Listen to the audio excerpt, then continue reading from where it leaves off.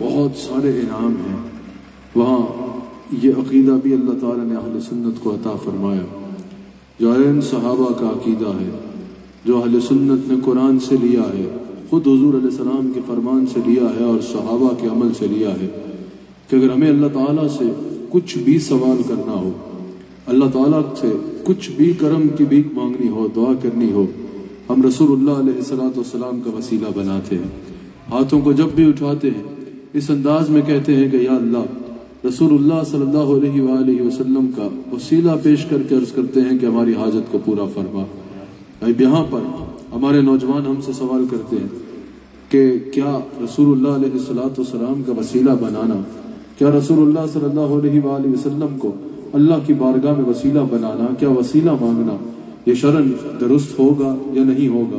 یہ ہمارے نوجوان ہم سے سوال کرتے ہیں، تو پھر اپنے نوجوانوں کے سوالوں کو ویلکم بھی کرنا اور ان کو بھرپور طریقے سے قرآن و سنت سے مطمئن کرنا یہ ہماری ذمہ داری ہے۔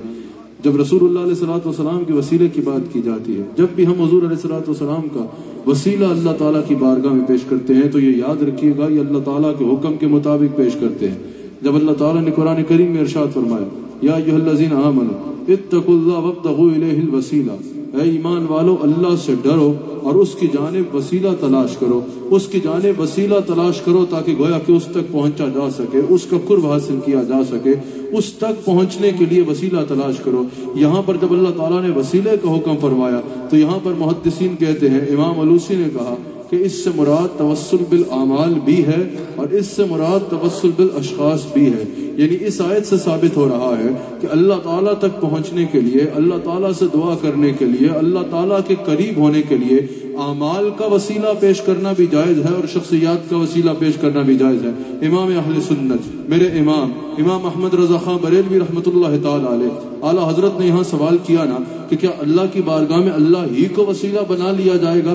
نہیں، اللہ کریم تک پہنچنے کے لیے وسیلہ بنایا جائے گا۔ تو کہا جتنے وسیلے اللہ کریم تک پہنچاتے ہیں ان میں سب سے مجرب وسیلہ، سب سے مضبوط وسیلہ رسول اللہ صلی اللہ علیہ وآلہ وسلم کا وسیلہ ہے۔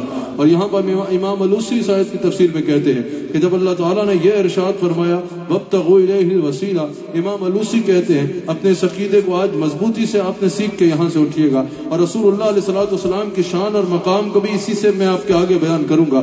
امام علوسی کہتے ہیں کہ اس سے مراد توسل بالاعمال بھی ہے، اعمال کا توسل بھی جائز ہے، توسل بالاشخاص بھی ہے، شخصیات کا توسل بھی جائز ہے، اور انہوں نے بھی کہا سب سے مضبوط وسیلہ حضور علیہ السلام کا وسیلہ ہے۔ اور پھر امام علوسی فرماتے ہیں کہ اگر کوئی ان الفاظ میں اللہ تعالیٰ کی بارگاہ میں عرض کرتا ہے کہ یا اللہ، رسول اللہ صلی اللہ علیہ وآلہ وسلم کا وسیلہ پیش کر کے تیری بارگاہ میں عرض کرتا ہوں کہ میری حاجت کو قبول فرما لے یا مجھے اپنا قرب عطا فرما دے، یا کوئی بھی سوال کرنا ہے، تو امام علوسی کہتے ہیں یہ شریعت کے مخالف نہیں ہوگا بلکہ قرآن کے اس حکم کے مطابق ہوگا، قرآن کے اس حکم کے عین مطابق ہوگا۔ کیا کہ اگر رسول اللہ علیہ السلام کا وسیلہ بنایا جائے گا، سب سے پہلے آپ کو وسیلہ پیش کرنے کا ہمارا ایک بہت بڑا پرابلم یہ ہے کہ ہمارے لوگ عقیدہ سیکھتے ہی نہیں ہیں۔ عقیدے کا نام ضرور پتہ ہوتا ہے لیکن اس سے مراد کیا ہے، اس سے ہم نے لینا کیا ہے، اس کو ہم نے کس انداز میں ماننا ہے، اس کو سمجھنے سے قاصر ہوتے ہیں، اس کو سمجھنا گوارا ہی نہیں کرتے یا اس کی سمجھنے کی طرف کوشش ہی نہیں کرتے۔ اب آپ خود بتائیے، اگر کوئی اپنے آپ کو سنی کہے اور اس کو یہی نہ پتا ہو کہ عقیدہ توحید سے مراد کیا ہے یا عقیدہ توحید کے تقاضے کیا ہیں، یا اس کو یہی نہ پتا ہو کہ جب ہم حضور کو حاضر ناظر مانتے ہیں، مثال کے طور پہ یہ عقائد پیش کر رہا ہوں، تو اس کا شرعی معنی کیا ہے اور اس کو کس انداز میں ماننا ہے۔ جب ہم کوئی بھی عقیدہ بیان کر رہے ہیں، چاہے وہ وسیلے کا ہو یا جو بھی عقیدہ ہو، اس کا مراد اور اس کا عقیدہ ہمارا کیا ہے، اس پہ ہمارا کیا بلیو ہے، پہلے اس کو سیکھنا ہر سننے کے لیے ضروری ہے۔ وسیلے سے مراد یہ ہے، جب اعلیٰ حضرت سے پوچھا گیا نا کہ کیا وسیلہ شرک ہے، تو میرے امام اہل سنت امام احمد رضا خان بریلوی رحمۃ اللہ تعالی علیہ نے، ہم ایسے ہی نہیں کہتے کہ عقیدے میں ہمارے امام احمد رضا ہیں، ہم ایسے ہی نہیں کہتے کہ عقیدے میں دنیا و آخرت کی نجات اس میں ہے، کہ عقیدے عقیدہ اہل سنت کو اس انداز میں اپنا لو جس طرح امام احمد رضا خان بریلوی نے بیان کیا. اعلیٰ حضرت نے ایک ایک عقیدے پہ قرآن و سنت سے دلائل کا وہ انبار پیش کر دیا کہ الحمدللہ اب قیامت تک یا رسول اللہ کہنے والے کے قدم لڑکھڑائیں گے نہیں، بلکہ عقیدہ اہل سنت پہ جم کر چلے گا اپنے امام کے بتائے ہوئے عقیدے پہ، چاہے وہ عقیدہ توحید کے معاملے میں ہو، چاہے وہ عقیدہ رسالت کے معاملے میں ہو، چاہے وہ اہل بیت کے متعلق عقیدہ ہو، چاہے وہ صحابہ کرام کے متعلق عقیدہ ہو. کسی بھی اعتبار سے جب عقیدے کی بات آئے گی تو امام احمد رضا کا عقیدہ چمکتے ہوئے چاند کی طرح نظر آئے گا. اور یہ بھی یاد رکھیے گا، جو ہم کہتے ہیں نا کہ ہم اس کو مانتے ہیں امام احمد رضا نے کہا، اس کی وجہ یہ نہیں ہے صرف کہ امام احمد رضا نے کہا. سنی کے سامنے تو جب ہم یہ بیان کریں گے کہ امام احمد رضا نے کہا تو اس کے لیے یہ بات بہت ہوگی کہ اعلیٰ حضرت نے کہا ہے، لیکن جب آپ کو ایک بات کو پروف کرنا ہوگا تو صرف اس کے لیے ایک نام ہی کافی نہیں ہوگا. ہاں الحمدللہ ہم اللہ کا شکر کرتے ہوئے کہتے ہیں اعلیٰ حضرت کا جب ہم نام لیتے ہیں، اعلیٰ حضرت نے جس عقیدے پہ قلم اٹھایا، جس بات کرنے میں قلم اٹھایا، ناقابل تردید دلائل کا انبار لگا دیا قرآن و سنت سے براہ راست. جب اعلیٰ حضرت سے سوال ہوا کہ یہ وسیلہ کیا ہے، اعلیٰ حضرت نے کہا وسیلے کو پہلے سمجھنا ضروری ہے. اعلیٰ حضرت نے کہا وسیلہ شان ہی مخلوق کی ہے، وسیلہ خالق کی شان نہیں ہے. کہا کہ وسیلہ منزل تک پہنچنے کا ذریعہ ہوتا ہے، منزل نہیں ہوتا. اللہ منزل تک پہنچنے کا ذریعہ نہیں ہے. اللہ نے تو اگر تمہیں کہیں پہنچانا ہے تو کہنا ہے کن اور ہو جانا ہے، اس نے چاہنا ہے اور ہو جانا ہے. وسیلہ چھوٹے کو بنایا جاتا ہے بڑے تک پہنچنے کے لیے، وسیلہ منزل تک پہنچنے کا ذریعہ ہوتا ہے. کہا اللہ منزل ہے اور ہم وسیلہ بناتے ہیں اللہ تک پہنچنے کے لیے اور اس کے قریب ہونے کے لیے. اب یہاں پر اعلیٰ حضرت نے پھر دلیل کے طور پہ وہ حدیث پیش کی. اعلیٰ حضرت کا یہ میں نے بات کو آپ کو آسانی سے سمجھایا ہے کہ مراد کیا ہے. اعلیٰ حضرت نے یہاں یوں پیش کیا اس بات کو کہ وسیلہ مخلوق کی شان ہے، وسیلہ خالق کی شان نہیں. حضور علیہ السلام کی بارگاہ میں ایک صحابی حاضر ہوئے، ایک شخص حاضر ہوئے، یا رسول اللہ صلی اللہ علیہ وآلہ وسلم ہم آپ کا وسیلہ بناتے ہیں اللہ کی بارگاہ میں، یعنی اللہ کی بارگاہ میں آپ کو وسیلہ بناتے ہیں اور آپ کی بارگاہ میں اللہ کو وسیلہ بناتے ہیں. حضور علیہ الصلوۃ والسلام کو جلال آیا. حضور نے فرمایا سبحان اللہ. حضور نے فرمایا اللہ اس بات سے پاک ہے، اللہ کی یہ شان نہیں ہے کہ اللہ کو مخلوق کے آگے وسیلہ بنایا جائے. اللہ کی یہ شان نہیں ہے کہ اللہ کو کسی کے آگے وسیلہ بنایا جائے. اللہ کا شان بہت بڑی ہے، اللہ اس سے بہت بڑا ہے. پتا چلا کہ وسیلہ ہمیشہ بنایا ہی اس لیے جاتا ہے کہ منزل تک پہنچنے کا ذریعہ ہو. اللہ منزل ہے، ہم اللہ تک پہنچنے کے لیے انبیاء کو، اولیاء کو اور اس کے برگزیدہ بندوں کو وسیلہ بناتے ہیں. آپ کو سمجھ آ رہی ہے؟ اور وسیلے کا مقصد ہی یہ ہے کہ آپ اللہ کی بارگاہ میں ہمارا وسیلہ بن جائے یا آپ اللہ کی بارگاہ میں ہماری سفارش کر دیں. تو وسیلہ بتا رہا ہے کہ یہ اصل دینے والا اللہ کو مانتے ہیں، لیکن اللہ نے جن کو اپنے طرف وسیلہ بنایا ہے، جس کو وسیلہ تلاش کرنے کا حکم فرمایا ہے، یہ اس طرح رسول اللہ علیہ السلام کو وسیلہ بنا کر اللہ کا قرب پاتے ہیں. آپ میری بات کو سمجھ رہے ہیں؟ رسول اللہ علیہ السلام کو وسیلہ بنایا جائے گا اللہ تک پہنچنے کے لیے. اب یہاں پر ہمارے سے سوال کیا کہ بھئی یہ بتائیے کہ کیا قیامت کے دن اللہ اور بندے کے بیچ میں کوئی وسیلہ ہوگا؟ کہا نہیں، اللہ کے اور بندے کے بیچ میں قیامت کے دن کوئی اور وسیلہ نہیں ہوگا. میں نے کہا پھر یہ بتائیے، ہم سے سوال کیا، ہمارے نوجوان سوال کرتے ہیں اور نوجوانوں کا سوال بنتا بھی ہے. انہوں نے کہا کہ بھئی قیامت کے دن اللہ اور مخلوق کے درمیان جو ہے، اللہ اور بندے کے درمیان کوئی وسیلہ نہیں ہوگا. میں نے کہا اچھا تو یہ بتائیے کہ یہ جو قیامت کے دن میزان قائم ہونا ہے، جہاں اعمال کو تولا جانا ہے، یہ جو میزان قائم ہونا ہے اس پہ کیا ہوگا؟ کہا اس پہ ایک طرف نیکیاں رکھی جائیں گی، دوسری طرف گناہ رکھے جائیں گے. میں نے کہا پھر کیا ہوگا؟ کہا پھر یہ ہوگا کہ نیکیاں زیادہ ہوئی تو جنت ملے گی اور اگر گناہ زیادہ ہوئے تو جہنم میں جانا پڑے گا. میں نے کہا پھر بتائیے گا کیا ہوگا؟ کہا نیکیاں زیادہ ہوئی تو جنت، گناہ زیادہ ہوئے تو جہنم. اس انداز میں بڑے اعمال کو چھوڑے، جوتے بھی اس نیت سے جھاڑ کے پہنے کہ حضور نے اپنی نالین کو جھاڑ کے پہنا تھا. کیا یہ عمل وسیلہ نجات بنے گا؟ کہا ہاں سنت ہے، میزان پہ رکھا جائے گا، وسیلہ نجات بنے گا. میں نے کہا اگر کوئی کھانا بھی اس طرح کا ہے کہ حضور ایسے بیٹھ کے کھانا کھاتے تھے، کیا یہ عمل وسیلہ بنے گا؟ کہا بالکل سنت ہے، اس کی ادا وسیلہ بن رہی ہے. اس کی ذات اقدس کا اپنا عالم کیا ہوگا؟ اللہ اکبر. یہاں پر ایک بات میں آگے بیان کرتا ہوں. حضرت خطب مدینہ ضیاء الدین مدنی رحمت اللہ علیہ، آپ میں سے اکثر لوگ ان کے نام سے واقف ہوں گے. ضیاء الدین مدنی رحمت اللہ علیہ، یہ اعلیٰ حضرت کے براہ راست سمجھ نہیں آتی، ذرا سمجھا دیں. آپ نے فرمایا پتہ ہے، یعنی یہ وسیلہ سمجھ آتا ہے کہ نماز کو اللہ کی بارگاہ میں وسیلہ بنا لو. کہا بالکل یہ ٹھیک ہے. کہا روزے کو اللہ کی بارگاہ میں وسیلہ بنا لے. کہا یہ بھی بالکل ٹھیک ہے. کہا حج کو اللہ کی بارگاہ میں وسیلہ بنا لے. کہا ہاں یہ بھی سمجھ آتا ہے. کہا حضور کو وسیلہ بنا لیں، کہا یہ سمجھ نہیں آتا. اب اس سوال کر رہا تھا. کہا حج کا کر کے اس کو اللہ کی بارگاہ میں وسیلہ بنا لیں، یہ مانتے ہو؟ کہا بالکل مانتے ہیں. حضرت ضیاء الدین مدنی نے فرمایا بتاؤ تمہارے پاس کوئی نماز ایسی ہے جس پر قسم کھا کے کہہ سکو یہ قبول ہو چکی ہے؟ سوچا نہیں. کوئی نماز ایسی نہیں ہے جس میں قسم کہ میرا فلاں حج قبول ہو چکا ہے. حضرت ضیاء الدین مدنی رحمت اللہ علیہ نے فرمایا اب ذرا مجھے بتاؤ کیا حضور کی ذات اللہ کی بارگاہ میں مقبول ہے؟ کہا اس پہ تو بالکل قسم اٹھا کے کہا جا سکتا ہے حضور سے زیادہ اللہ کی بارگاہ میں کوئی مقبول نہیں ہے. حضرت وسیلے سے انہی کے مانگو، اس وسیلے سے کلف اور تو بالا ہوگا. اللہ کا وسیلہ مانگنا یاد رکھیے گا، یہ صرف آج سے شروع نہیں ہوا، یہ صرف حضور کی امت سے نہیں ہے. جب سے یہ دنیا کا آغاز ہوا ہے تب سے میرے آقا علیہ الصلوۃ والسلام کا وسیلہ صدقہ تقسیم ہو رہا ہے. امام حاکم نے بھی اس کو نقل کیا، دیگر کئی محدثین نے اس کو نقل کیا.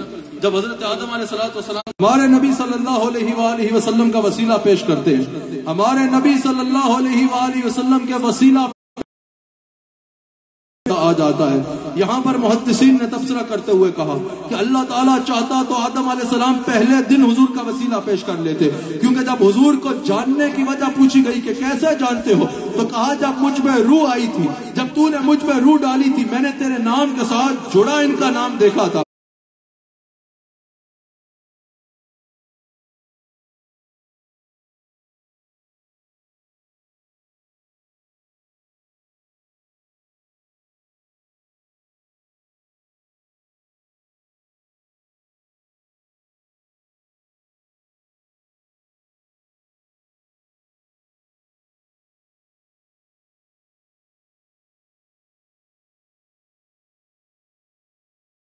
کہ میرا کام کر دیجئے، اور یہ کہے کہ حسان حسیب الرحمان کہے گا تو تمہارا کام کروں گا. اب کہانی بدل جائے گی، اب کہانی میرے ہاتھ میں ہوگی. میرے بعد بھرم سے نہیں آئے گا، بڑی عاجزی سے آئے گا. وہ مجھے منائے گا، منانے کی انتہا کر دے گا، کیونکہ اس تب کروں گا جب رسول کہے گا. اب پتا چلا مدینہ شریف شیخ بن کے مدینہ شریف کا کتا بن کے جانا ہے. وہاں سے ہو، یہی آگے ہو، جو یہاں نہیں وہ اللہ اللہ. یہ نہیں کہ اپنا فیصلہ ہے نا، اس پر کوئی چیز لازم نہیں کی جا سکتی، لیکن وہ خود وعدہ فرما رہا ہے لا وجد اللہ تواب الرحیم، پھر ضرور پاؤ کہ مجھے توبہ قبول کرنے والا اور رحم کرنے والا.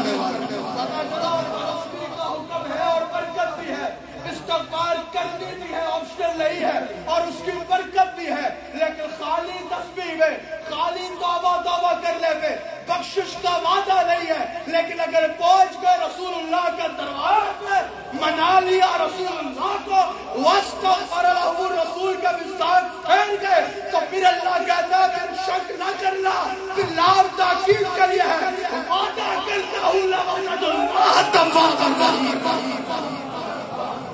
اور خالی تسبیح اور استغفار پہ کہا انہ قال توابا، اور جب حبیب کی بات آئی تو کہا تواب الرحیم. بات کو ڈبل کر دیا، رحمت ڈبل بتا رہا ہے. فرمایا جب حبیب کا دروازہ مل گیا، جب رسول اللہ کا دروازہ مل گیا، تو پھر یہ یاد رکھنا ان کے دروازے سے کوئی خالی جائے یا ہو ہی نہیں سکتا. ادھر سے خدائی مانگو گے خدائی ملے گی، خدا مانگو گے خدا. حدیث کی سند نہیں بتاتا بلکہ اس کا درجہ بھی بتاتا. امام ترمذی اس حدیث کو نقل کرتے ہیں. حضرت عثمان بن حنیف یا حنیف راوی ہیں اس کے، وہ کہتے ہیں کہ رسول اللہ علیہ السلام کی بارگاہ، حضرت عثمان بن حنیف کہتے ہیں حضور کی بارگاہ میں ایک نابینا صحابی حاضر ہوئے. حضور کی بارگاہ میں حاضر ہوئے اور اس کی کہا یا رسول اللہ میری آنکھیں نہیں، مجھے آنکھ چاہیے.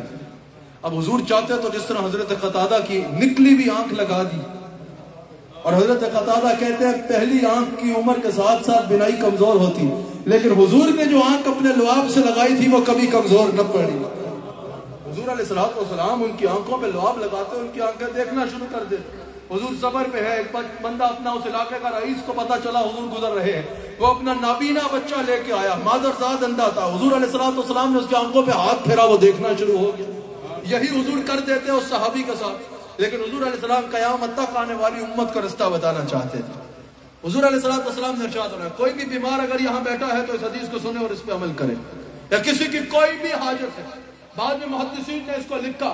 حضرت عثمان غنی کے دور میں بھی ایک شخص مدینہ شریف آیا, اس کی حاجت تھی, حاجت پوری نہیں ہو رہی تھی. حضرت عثمان بن حنیف سے ملا, انہوں نے اس کو یہی حدیث سنائی کہ اس پہ عمل کر. اس نے یہ عمل کیا, اللہ نے اس کا کام کر دیا.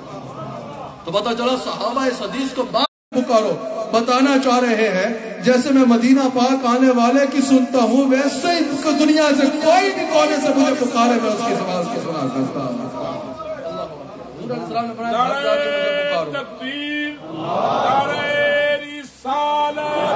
اور مجھے پکارتے ہیں اور جس عقیدے کے تمام پھولوں کو اکٹھا کر کے ایک گلدستہ بنا کے امت کو پیش کرتے ہوئے امام احمد رضا خان بریلوی نظر آتے ہیں.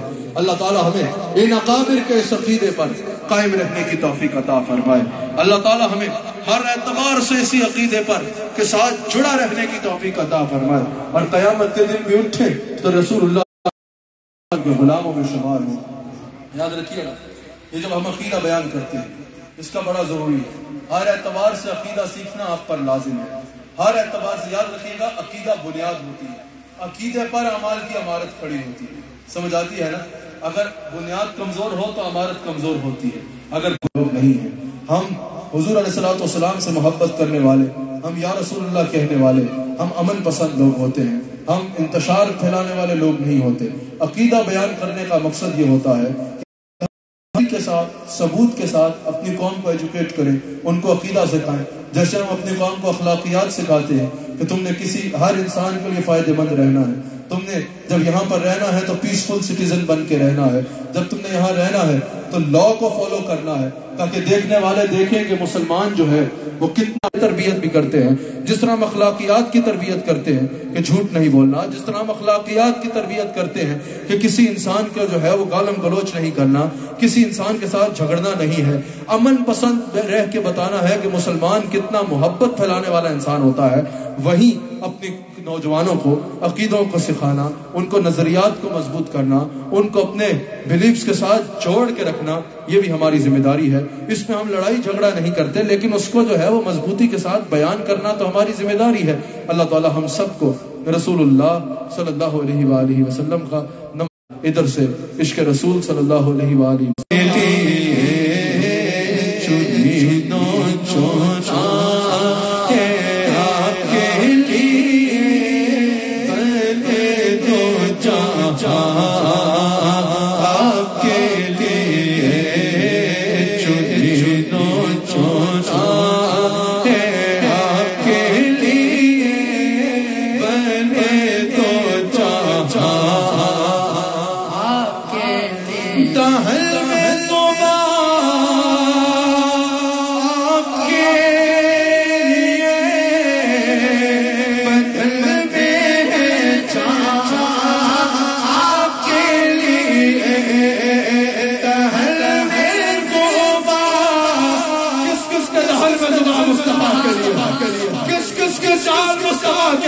کے لیے ایک بار سب ہاتھ اٹھا کے کہو